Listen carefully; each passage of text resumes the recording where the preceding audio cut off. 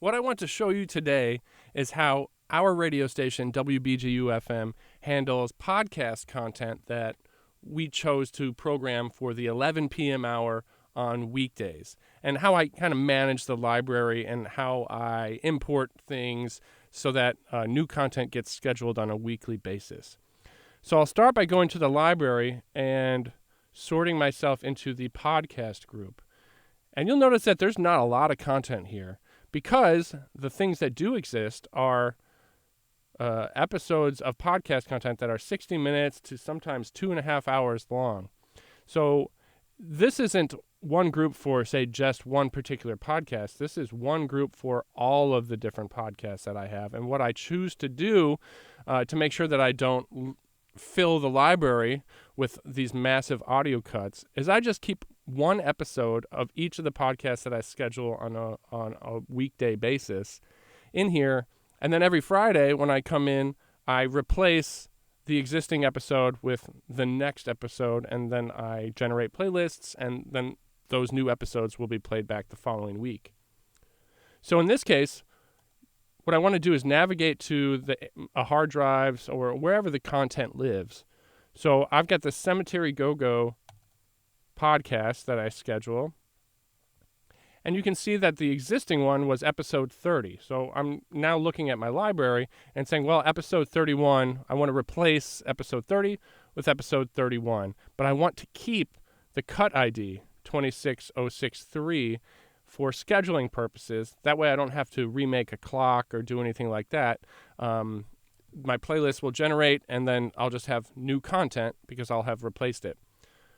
So in order to do this, I'm going with the drag and drop method, dragging and dropping episode 31, and I have to make sure of a couple of things during the library drop. I want to check this box here to say that I'm using the ID3 tags, the metadata information that's available, and I want to send to the audio convert program so that, the people that submit this podcast content don't necessarily submit in the format that Dad is looking for. So sending to the audio convert program is going to handle that for you. You also have to make sure that you choose the right group.